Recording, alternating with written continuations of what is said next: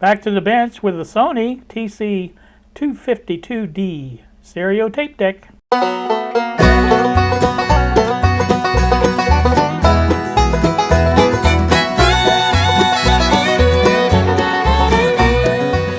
Good afternoon, YouTube. Here with you on a Tuesday, 4:06 now. Here in the workshop, I have in front of you. You can see this reel-to-reel tape deck here, and I'm going to turn it on play, and we're going to make sure it's at least doing what it did before.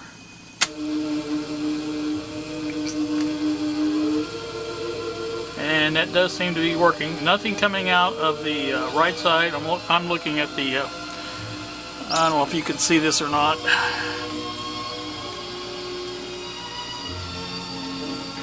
Oh, how well you can see it, I should say. But you can see this left meter is moving just fine. Right meter is not moving at all. So it is doing exactly the same thing. It's running a little slow, I think. Maybe I'm wrong. I don't know. Can't really tell. Might not be, I don't know. I may switch it over. I think the other side had better music on it. Maybe it's just needed rewind then. Let's try that.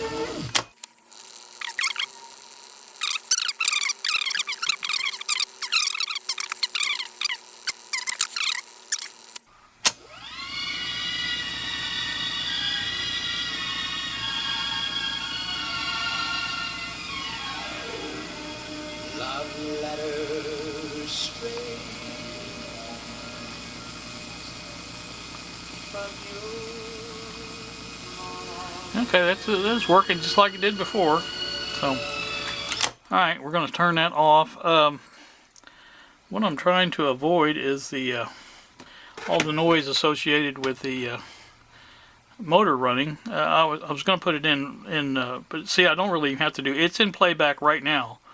I should be able to put a signal in and hear it come out the, what do you call it?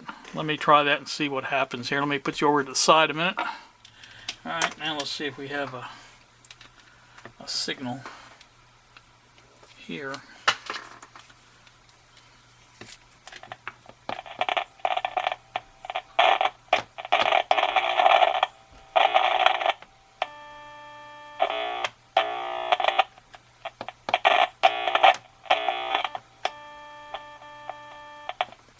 Yeah, barely, but we got one. See if I can find something here that. Yeah, I'm not getting a good connection. Let me figure out how to set this up, and then I'll bring you back. Welcome back to my bench again, YouTube. It's 6:32 now in the evening. On this Tuesday, I been working on this tape deck and doing some checks and here and with the signal tracer and some other stuff. What I found is that there is output on both channels.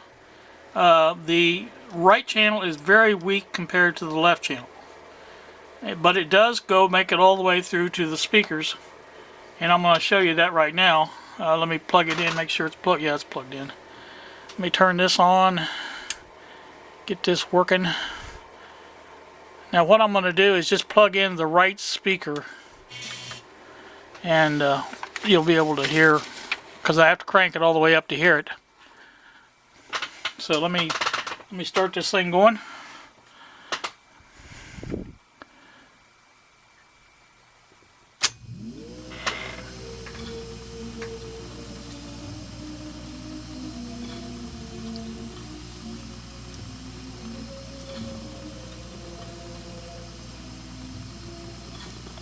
Now that is all the way up on the bench amp, but that is the right channel playing. Now I'm going to turn the volume back down to an acceptable level for the other side, and we'll hear what it sounds like. I'll plug it in too.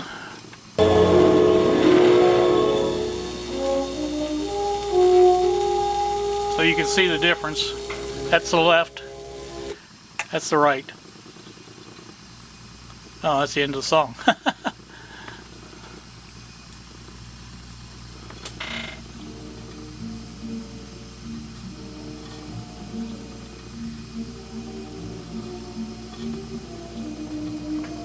Trying to see if I can get one spot here that's got that you can hear both. Okay, that's the right. Barely hear it. And that's the left, so you can hear the big difference there. So what I got, like I said, part of it is the head alignment, and part of it is probably this amplifier on this side. Bob seems to think it's the leaky caps and things like that, and that's what I'm going to determine next. What I'm going to do is pull this capacitor and this capacitor. These are C102 and C202, and I'm sorry, I'm doing the wrong one. Here it is, right here. C102 and C202 here, and we're going to take and insert some a signal from the BKE 200D, the 400 hertz signal. We're going to insert that into both channels, and then we're going to go ahead and monitor the output on the scope and see what the difference is. If there's a lot of difference, then most of it, I'll say, is probably the amplifier then, obviously. But if not, then it's going to be the head. So I think that's the best way to determine exactly where the problem is. So let me get all set up for that, and then we'll come back. Good evening again, YouTube. It is 7:05 now. I have this thing hooked up. I have it going to, I think you can see both of these here. The red wire goes to the right when the black one goes to the left. They are hooked up. I'll just show you on this point here. I have removed this capacitor here, and it is hooked up basically right at that resistor right there on both channels. So, and you can hear I've got the right one playing right now. Let me turn it up a little bit. Alright, that is half volume on the line amp, or the bench amp, and I'm gonna plug the other one in, and you can see the difference. It's just gonna blow you away. I just did it for a second. Now let me turn that down a little bit.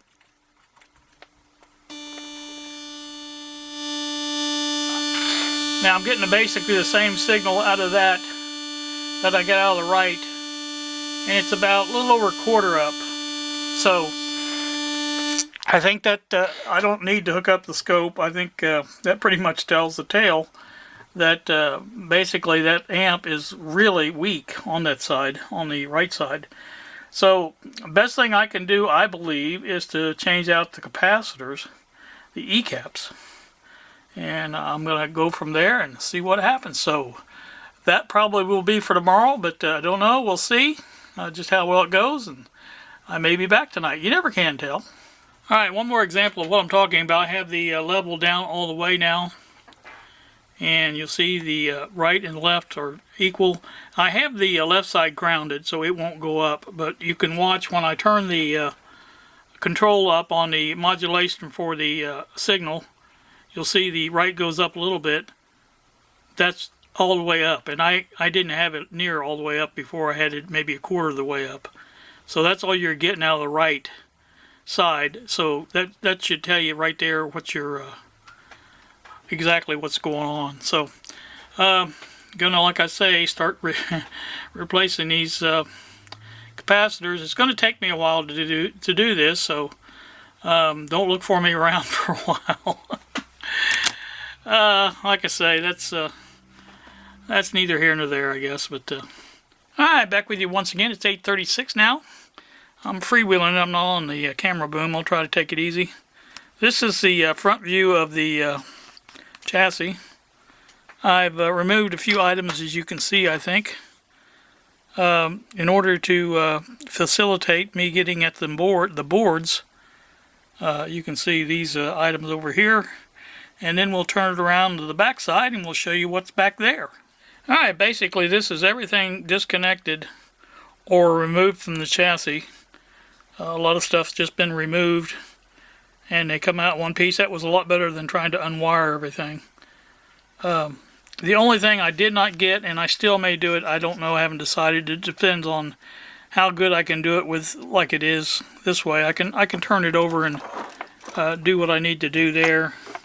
These here go like this. So it will turn over pretty well. I said it would.